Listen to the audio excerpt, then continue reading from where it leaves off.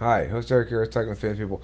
I am here with famous person Audra, who's also an EHP, and we're going to talk about how specific individuals within a given type, we're going to use the EHP as an example, we may branch off from there, may need different things from different kinds of relationships, and that the matching of individuals for work or friendship or intimate relationships or anything else, as per the model, is conditional very much on the level of development of the individuals being talked about and the extent to which they metacognate about these very matters that supposedly can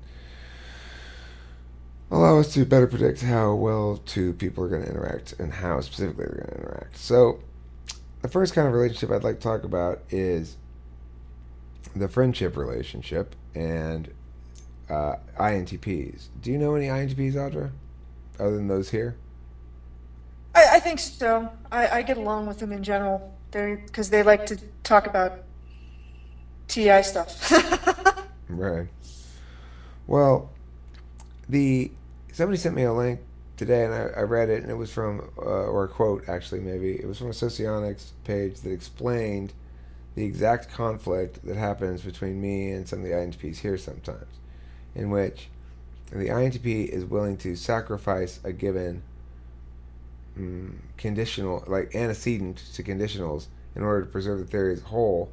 And it says in the article, ILE, and I mean, finds this completely intolerable. And in fact, I do find it completely intolerable.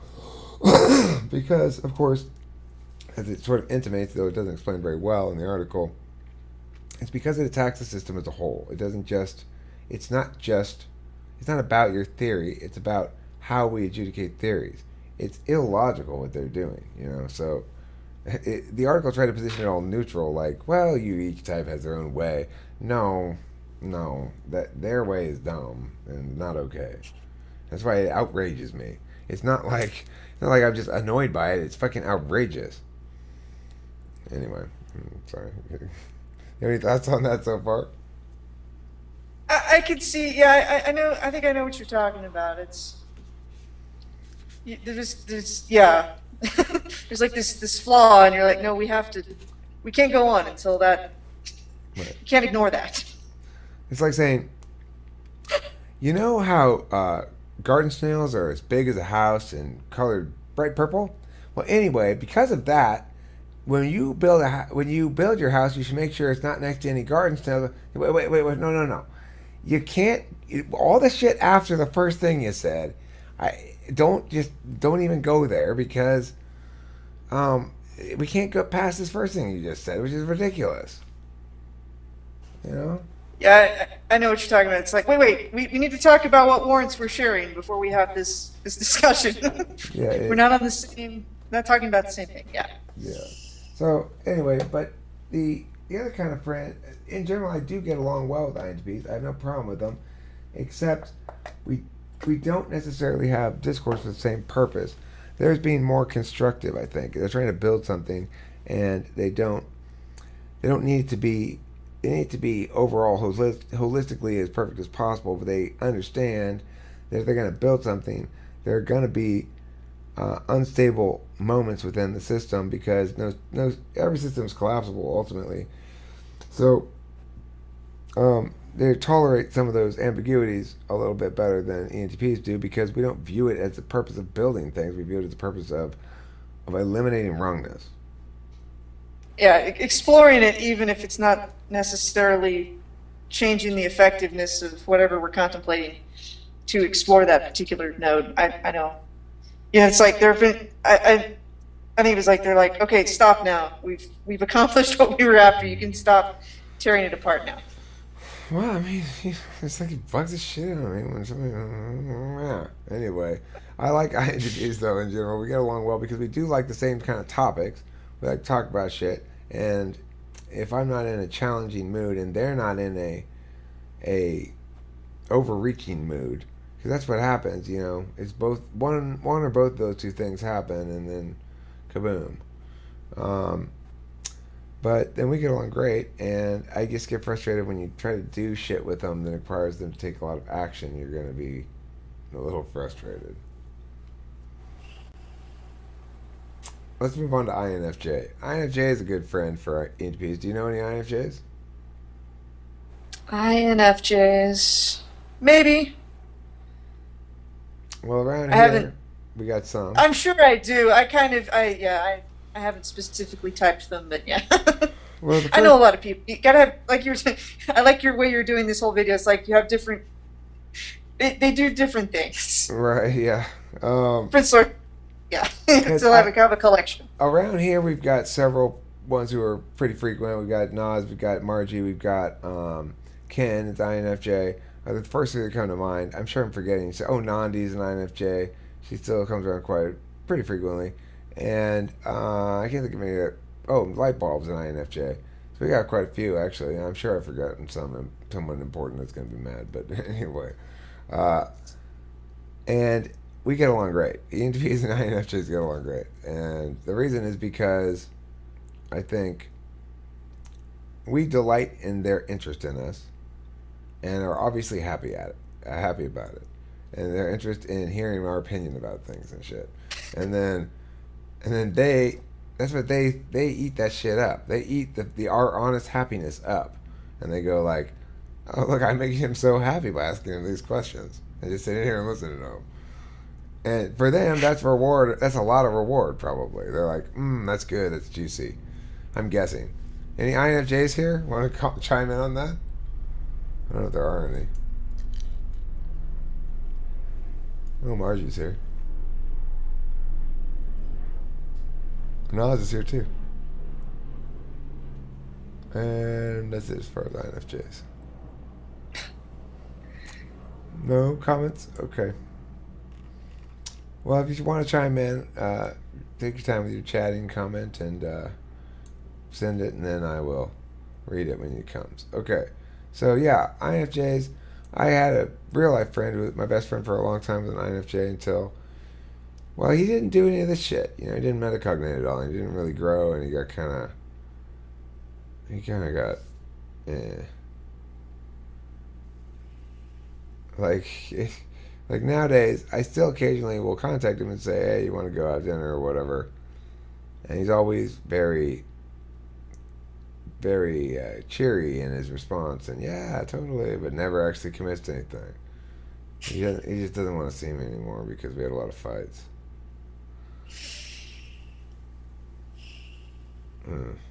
Anyway, INFJs around here are engaged in this process too, like the rest of us are, and it makes everybody better and everybody less prone to their own types excesses, including me slowly but surely. It may not seem like including me sometimes, but it is including me. Yeah, I am getting better. Stop saying I'm not. Anyway. So that's friends. What do you have any other types you'd bring up as friends that are significant?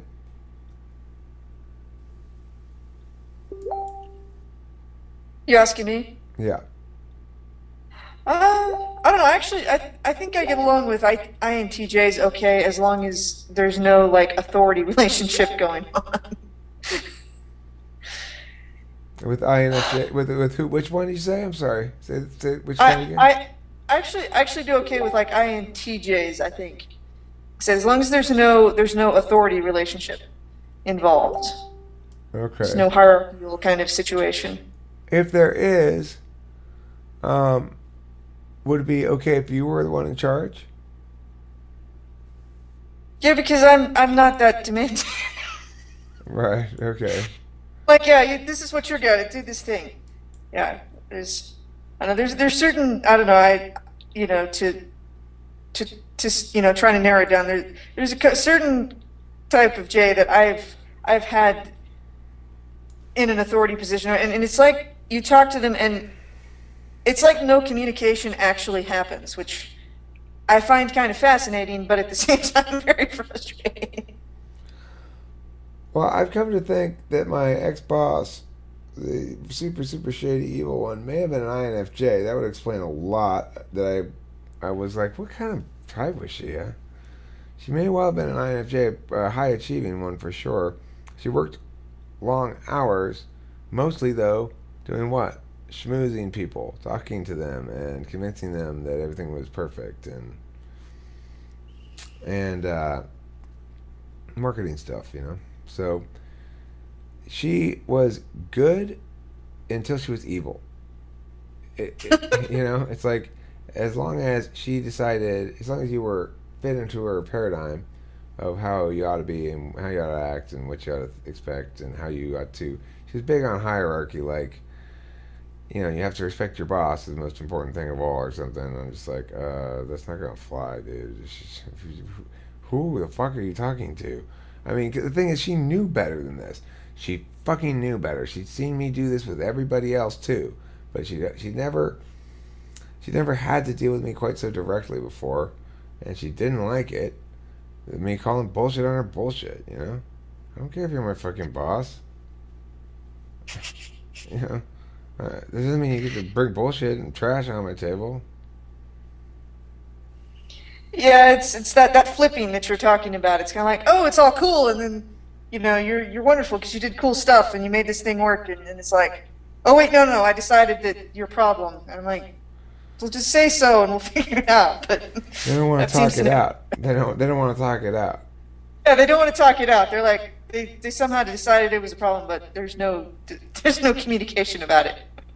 Yeah, yeah, And because they want to move you, they don't want to be moved by you, and they don't want to have an open discourse because on an open playing field where there's no subtle um, scheming going on, then and they have to give up control of the situation and onto the hands of reasonableness. Reasonableness is not necessarily going to get them what they want. And they may not look good at the end of it. And this one, there was no way for her to look good at the end of this without her firing me. And even then, she didn't look good. And that was probably the best way she could look. Is at least she fired me. She could claim I was a disgruntled ex-employee or something. Except I wouldn't sign the confidentiality agreement, so I didn't keep my mouth shut like she hoped.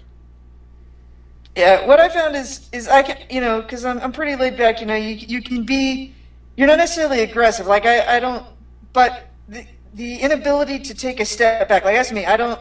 I get in and like I won't take a step back. You can, and there's some people that just can't stand that. If you don't back down, you don't have to go forward. You don't have to be aggressive. But if you don't back down, that just somehow they decide that's a threat to them. Somehow Right. it turns into a power struggle. Well, I told her at one point, listen, I understand that you're the owner of this place and that you pay my paychecks. That doesn't make me your subordinate. And she didn't like that. She said, yes, it does. I said, no, I'm not subordinate to you in any meaningful sense of the word at all, in anything. Yeah, I had the slight advantage of that I was technically kind of lateral. Like I worked in this person's area, but I was under the authority of a different department, and that was also part of the problem. Is this person did not like that I was not beholden to them at all, even though I was like their wishes were important. They couldn't like straight up tell me what to do. They didn't Right. like that. Right. Well, I mean, yeah. The thing is, I have a no hierarchy business at this point, in the sense that I'm the boss and everybody else is whatever. Uh, I don't have any. I mean, Abraham will be like the function as a director type in the sense that he'll pay people beneath him, but he doesn't really have any authority over him because there's not any management really to do except for me yelling at people occasionally. And you know,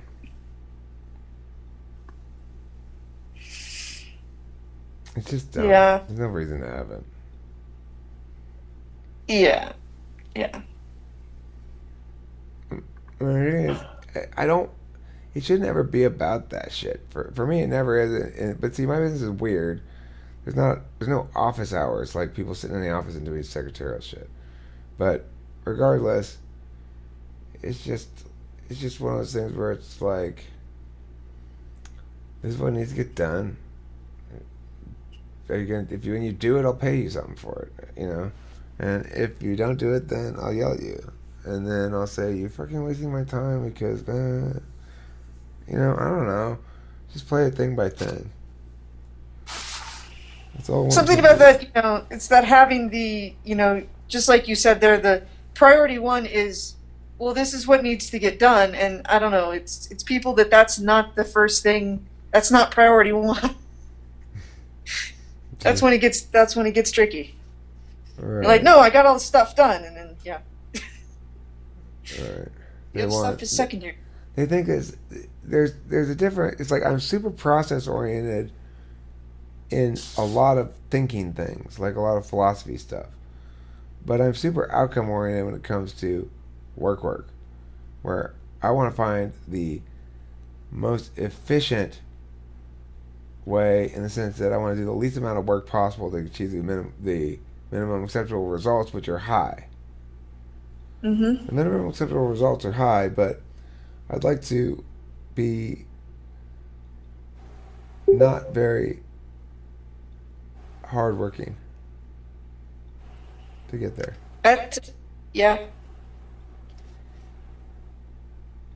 That's kind of tricky sometimes. yeah, it's a balancing act. Because basically, we want to be as lazy as we can get away with for as long as we can. You want to be as lazy as you can while still at least, like kind of being impressive. It's Right. Well, we got to impress. We always got to wow, but we also don't really want to have to do shit. yeah, yeah, just like the minimum amount of wow. You're like, this is what it took to get the wow. So yeah. So, what instruments do you play? You play musical instruments, right? Yeah, my main instrument, I guess, is the guitar. I'm a I'm a pretty good rhythm guitarist, and I mean I play a little lead, but and then I play the fiddle too. I like that one a lot. It's a more it's a more intuitive instrument to me, but I don't get a chance to play it as much, and then I sing and stuff. And then I'll fiddle with anything, I'll mess with. My Hey, mom plays the bass. She like handed it to me once. She's like, "Here, hold play on. the bass." I'm like, "Okay." Listen, why don't you do the following thing if you feel like it, if you think it sounds fun. This will segue into going back to the topic, which is of types of friends for the ENTP. We'll talk friend ENTP friends, um, because I've got this song that's in the works. I needs other shit in it. I just have a bass and drums. That's all I got on it right now, and I would love for you to play and record on its own track, obviously not mixed in. Fiddle over that shit, whatever you think, just random shit, and then send it to me, and I'll find a loop out of it and integrate that into this song if you feel like it. I could try. Like I said, Yeah, I mean, look, this is the interview. I'm like, I don't know. Why not? I assume that I can. try it. Look, what I'm looking for is a little fucking teeny loop, maybe like 3 notes and 8 bars. I'll pull out of there and loop it anyway. I'm not looking for you to generate genius ideas, although if you do, I'll find them and use them. Okay? So I just looking for some other uh, creative voice, basically, to enter into the equation in ways that are shapeable for as loops. Okay. So you can't fail. If you can successfully record uh, at the same speed and everything, like if you successfully record a track of you playing violin over this, then you've All succeeded. right. That's all it takes. So you're gonna send me something or I'm what? gonna send it to you right now. Alright, so this is the thing that I'm working on, and in its current capacity, it is what I would call a working track, which means it's going to eventually be like a 3-minute song, but this is like 8 minutes of me doing the vocals a couple different ways, testing them out and shit. But it'll give you plenty of time to play random violin shit over. Remember, record it onto a separate track, send me that without the mix. Independent. You know what I'm saying? Okay. And you should be able to download that. Hmm. If you can't, you should be able to.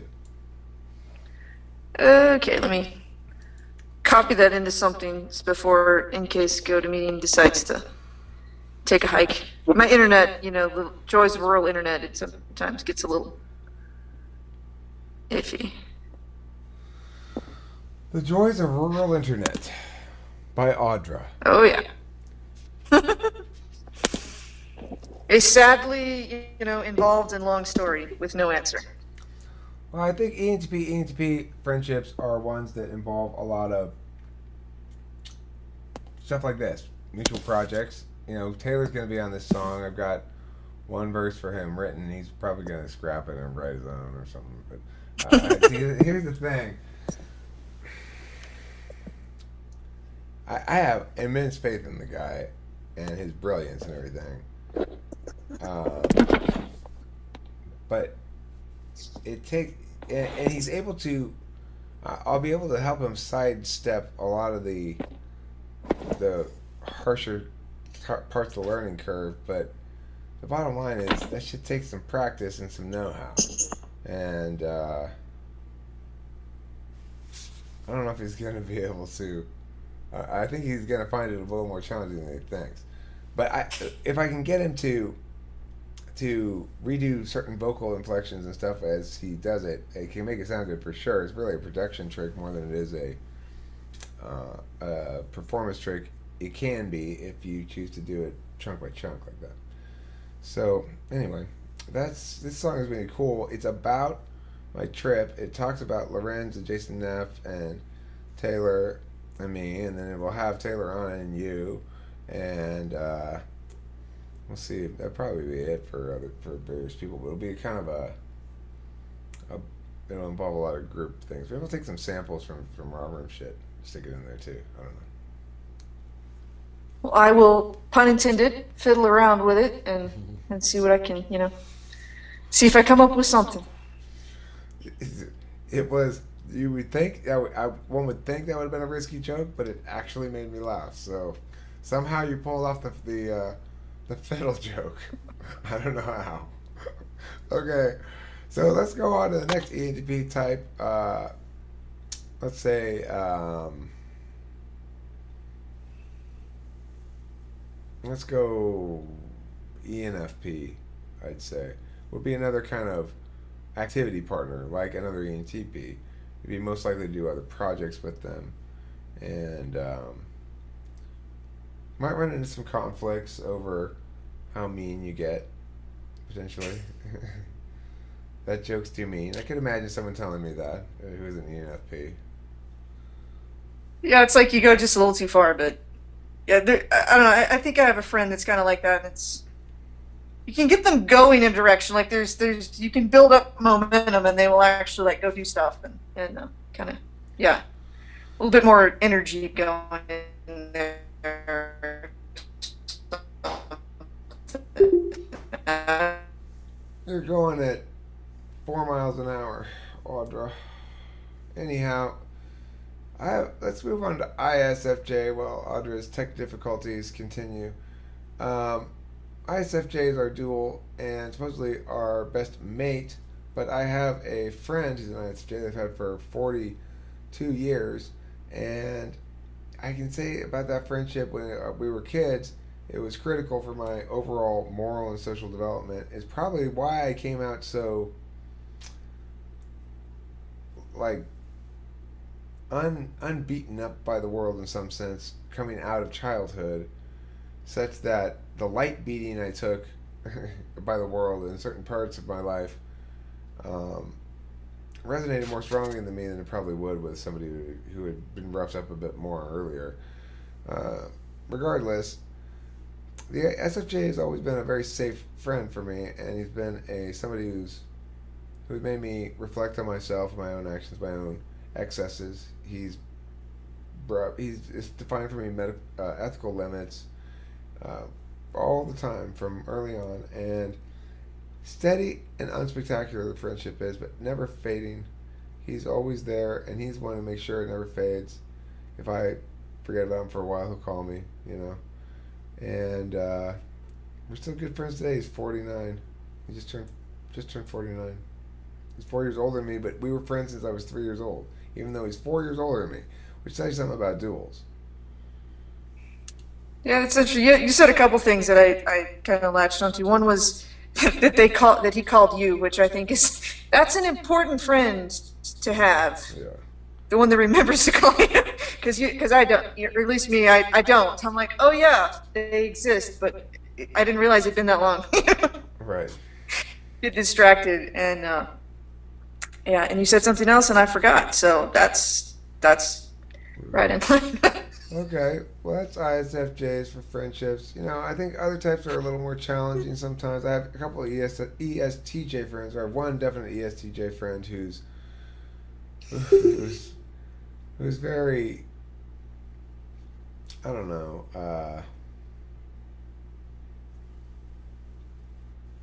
kind of wooden, kind of. He goes through all these motions of friendship and like, hello, friend. Welcome to my home. I am an ESTJ. I have prepared the normal friend rituals, such as, would you like some chips? I have some in a bowl here. Why, thank you, ESTJ. And now a beverage. Why, thank you, ESTJ. There, we are friends. Let's go out now. Okay. But, I feel I'm the beneficiary in that relationship according to Socionics, and I feel that way. Like, he's super orderly and structured and everything, and I can sort of rely on him to just sort of go along with his thing. He'll never let me park on, like, where you're not supposed to park. He's like, you can't park here, Eric. No, Eric. What are you doing? You can't park here. Okay, Al. Where do you want me to park? Over there. Okay. I just go along with it. I never get in any arguments with the guy. I don't know. It's just something I'm used to going along with the ESTJs because my dad's one, I think. Yeah, it's the I just have to show up sort of friendship. Those are fun. Those are Yeah. relaxing. Yeah, where he's more concerned about his social mistakes than he is about mine, basically. He's Right. worried about like, I hope Eric likes me. I like him great. I have no problem with the guy at all, but he's in that place where he's not thinking exactly about social stuff very clearly because his FE is like an eighth slot or something, and it's weird. So let's go on to INFP, I suppose. Uh, INFP friend. I have an INFP friend in my old best friend's wife. She's a little bit crazy. Uh, she's got a serious alcohol problem though, so it's hard to say how much her craziness represents the type. I don't think it necessarily does. I think it represents alcoholism, which is awful on any type. INFPs do have a tendency to get addicted to drugs, just like any of the NE types can do. I think the types that are most likely to get addicted are the two Fs and ENTPs. INTPs somewhat less of Alpha Quadra.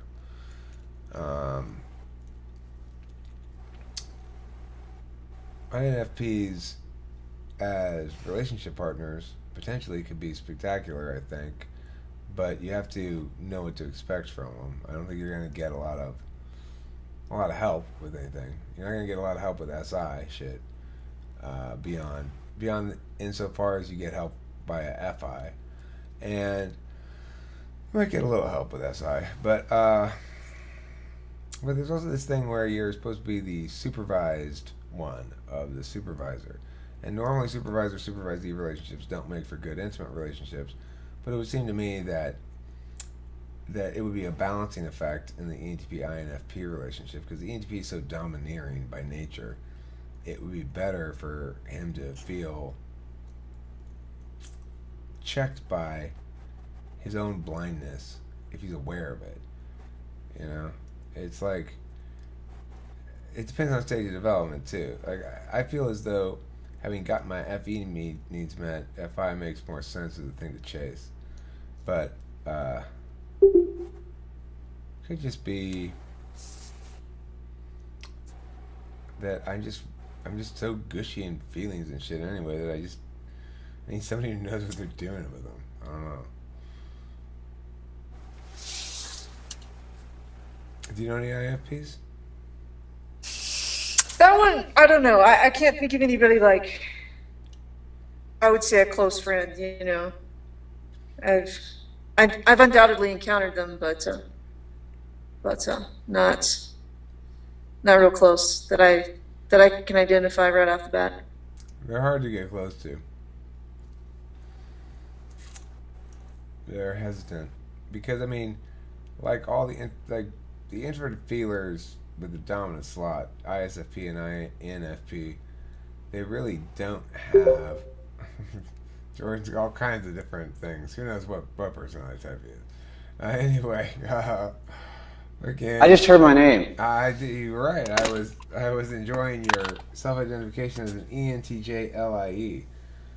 Okay, Oh so yeah. anyway,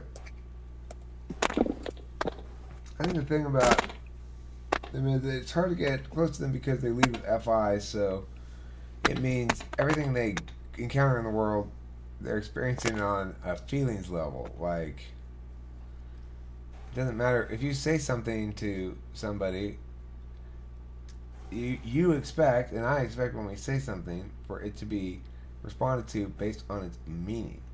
But an FI person will always respond to it first and foremost on how it makes them feel. And so if you are somebody who's bringing bad news, it doesn't matter if it's your fault or not, right? It's like there's going to be a response of negativity. If a introverted feeler wants to know something, they have to figure out how they feel about it before they know it, really. If I want to know what kind of book, which book do I want to get? Well, I want one that has the following things. I'd like it to be, short because I'm just trying to get this information. And I got a bunch of criteria I say, and I look at the books and I decide which one. They got to go there and go, how do I feel about these books? This book makes me feel happy. That book makes me feel sad. That book makes me feel medium. I mean, I guess. I don't know. That reminds me of a book recommendation I did get from somebody one time, so that may help point them out. Is they show me this book? They're like, you should read it. It's like, this is the most peaceful book I've ever read, and I'm like, okay. And then me and my dad, who's probably also an ENTP, we're like, it doesn't say anything about thrilling action and exciting twists and turns. Right. Well, I mean, It was just it was a very interesting situation. Yeah, it was. I would have asked a couple of questions. I would ask, like, first of all, okay, so do you mean that it advocates in favor of peace, or that, are you saying it's boring, or what? Yeah, I asked some questions. Probably not. There was probably some sarcasm included because I'm actually close enough to this person that they get the. I don't know if you're this way, but like the closer my friends are, like the more banter, sarcasm, not really couched the conversation, whatever it is. But yeah, I was like, so by peaceful, do you mean that it? Yeah. There was some questioning involved. I would say that I'm pretty much. I probably don't coach switch a whole lot, but there are certainly circumstances in which I try to act quote unquote professional or something. In which case, I wouldn't be sarcastic. But as a general rule, I try to behave the same in most circumstances. But it's not possible, I know. But it's kind of like desirable, I think. But I don't know if it is in general. But it feels like it's for me. Yeah, I really like consistency, and so I try to be consistent within myself, so that maybe people will also be that way. I found that the best I can do, what I do is I can sometimes like just not say it, like I can just take things out of it. I don't really change it. I just kind of like, okay,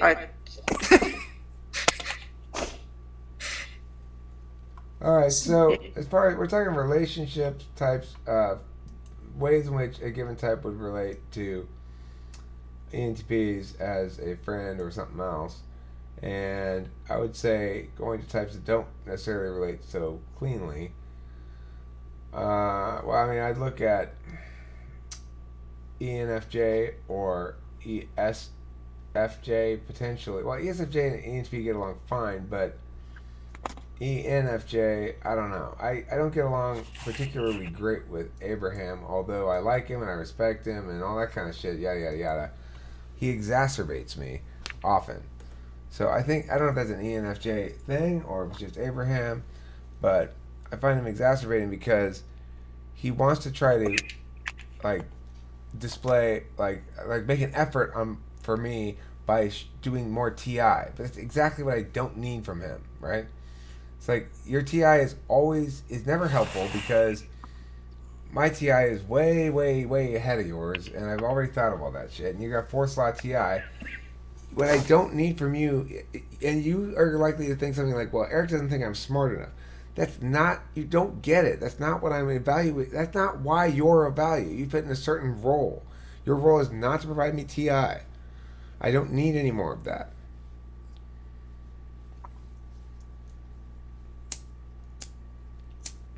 That's an example of role stuff, you know. Yeah. Yeah. Do you think you think ENTJ is a good choice for friendship with an ENTP? Not really, but that's where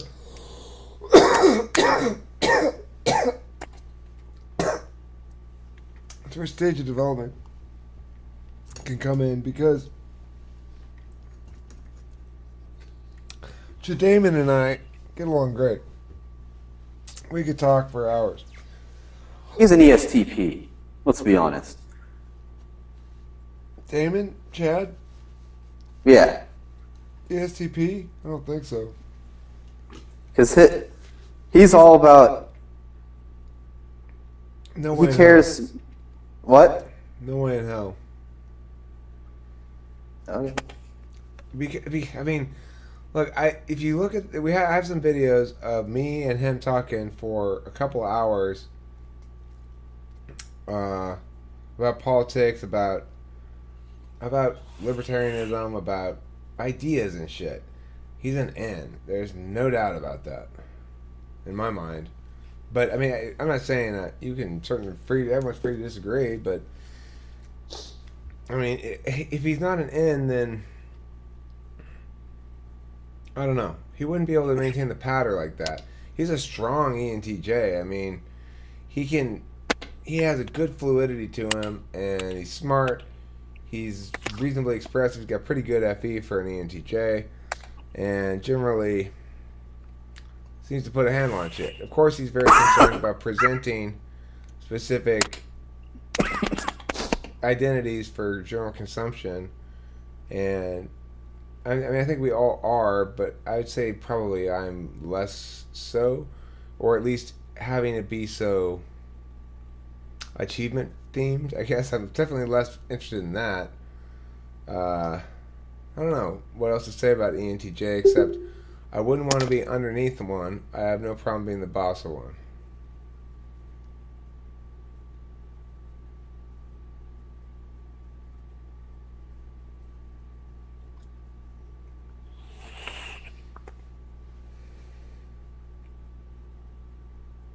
So for ISTJ,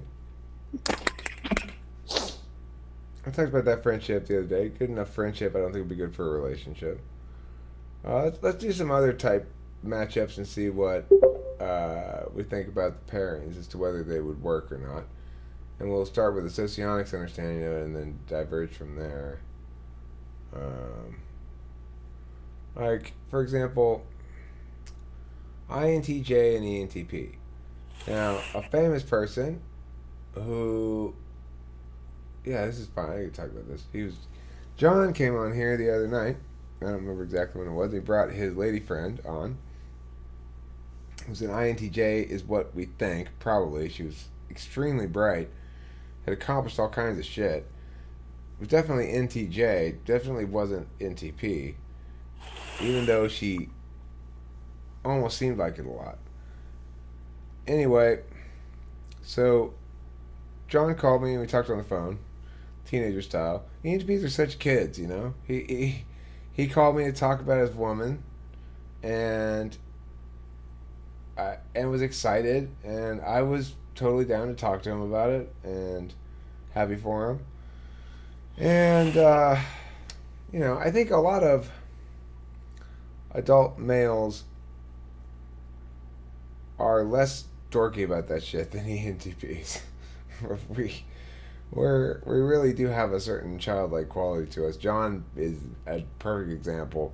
He's one that even I think it's like I go, oh, he's such a big kid, and normally people are the ones saying that about me instead of the other way around. But anyway, INTJ, ENTP, I think that's potentially a really good relationship if there's any warmth to it. If you're talking about an intimate relationship, for friendships, it's great because for the ENTP perspective, we don't. We like it that we don't have to worry about FE. It's comfortable. It's relaxing. It's like, oh, I could turn that off and just go 1-2. That's nice. Thoughts on INTJ, ENTP, anybody? Or INTJ and any other type? We can talk INTJ for a while.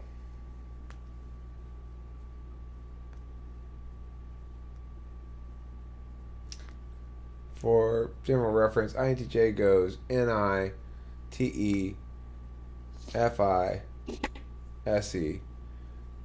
They got fourth slot SE. They're SE seeking, so they want somebody to come and get them out and doing stuff. But certainly the ENTP provides that for them. No doubt about that. Because while the ENTP is not necessarily hugely SE in his bearing on things, he does tend to do a lot with the eighth slot loose cannon kind of SE shit, where at the very least he's got projects going on, and INTJ will be roped into them to the extent that INTJ is willing to be roped into them. INTJ can be very singular in their understanding of what ought to be and who they'd like to be and where they'd like to go and what they'd like to do and who they'd like to be with. So it would seem to be potentially a challenge for me as an ENTP to be with an INTJ who would want me to be unchanging when I, in my natural habitat, will evolve into lots of different things over the course of a relationship. However, I think if the INTJ can be warm, or the ENTP can be super warm, maybe, then it makes sense potentially as a relationship because at least they talk about the same things, and ENTP won't fuck up with FE and drive them away. Thoughts? Well, just I would. Sorry. go ahead. I would think with, NI, but the way I see it, NI really needs SE bringing in the experience and everything to inform the NI. So I would think that it seems like almost more than any other function that SE really needs to be activated to really make the most of that INTJ. I would think that would be the key. That stagnation for an INTJ would be the worst thing in the world, health-wise. Okay. So who do you think is going to activate it best? ESTP or something like that? Or do you feel as though ENTP would be able to activate for an INTJ's SE needs? Well, wasn't Nick successfully? Didn't he successfully activate Ken's SE the other day? Good point. Audra, thoughts? Well, yeah, I think that, well, just on that last little thought, I think an ENTP is good at INTJs like to be convinced, so you can convince them to go out and do things. They believe you. That's my experience.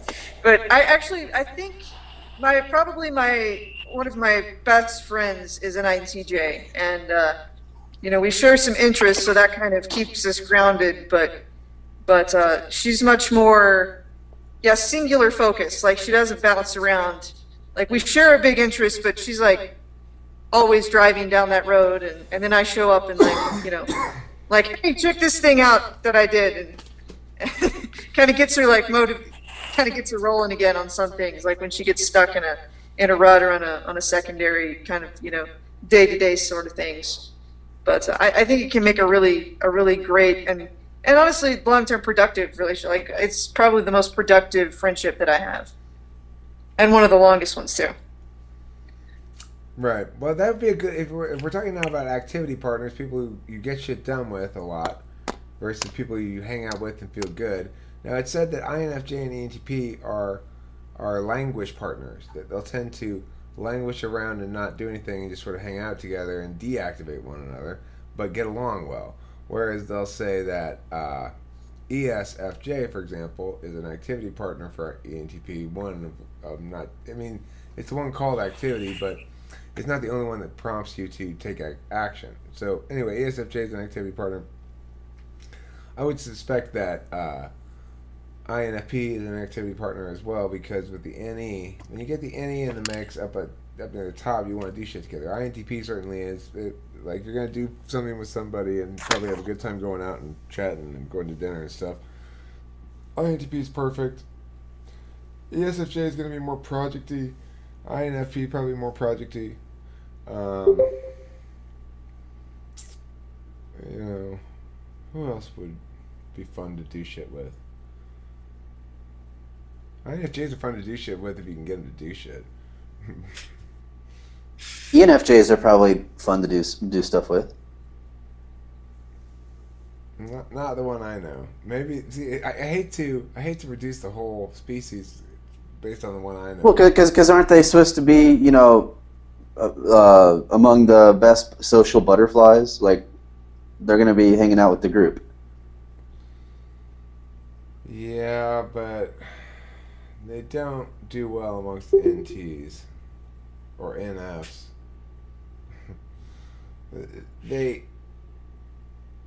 Because they have this thing where they want to display shit that's like, well, let me do a carefully crafted FE themed presentation of thinking, and now let me do a carefully FE presentation of feelings, and now I'm going to show you intuition, and now I'm going to be this kind of friend and that kind of friend and the other kind of friend, and show you what a good guy I am. Well, they also have hidden agenda SE, so they're wanting to go out and do shit. Well, maybe that's. I mean, they can't sit still for fucking 5 seconds. I mean, by themselves. I mean, they can sit still just fine in a group, but they cannot be at home alone without somebody communicating with them at all. I mean, granted, I can't really either unless I'm working on something meaningful, in which case I can for long stretches of time. But I'm not as bad as Abraham. I'm not even close to as bad as Abraham. He's crazy. Like, he can't fucking be alone for 5 seconds.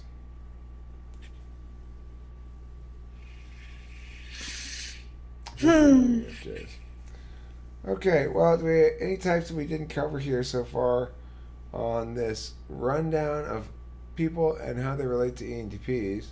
ISTPs, normally get along with them fine. No ESTJs? conflict. ESTJs, I did that already. Oh, okay. That must have been before I got here. Yeah. ISTPs get along with fine. ESTPs, I don't know a lot of them. I don't get along with them in this context. I do usually get along with them fine in real life if we probably have some sort of shared activity or something. There is that sense that I get sometimes with other ENTPs as well, although much less so with other ENTPs, but probably more so with ESTPs, that there's no audience member here. It's like neither of us are entertained by the other one, and there's not a third person there to watch us, and so it's kind of like you're alone with another person who's in the same boat as you, but you guys don't actually have anything to bond over. It's weird. Yeah, I agree on that level. Like, I do a lot of, as you guys know, a lot of like kind of physical, like ESTP inclined activities. So I probably run into a lot of them, and yeah, you get along. You're just, yeah, but not necessarily a deep bond, I guess. Well, we can adapt to being like ESPs for a little while. It doesn't go the other way around. It doesn't go the other way around. Yeah, I find that with a lot, just kind of in general about this whole conversation. As an ESP, you're like you do adapt to so many different kind of contexts, and you find these little groups. You're like, well, that works for this little thing that I like to do. And it's that holistic friend that's hard to find. Right. I know. Before a couple weeks ago, Eric, you were saying that with ISFP, they only provide like half the package. Well, ISFP is going to give you FI, like an INFP would give you FI if you're looking to date one.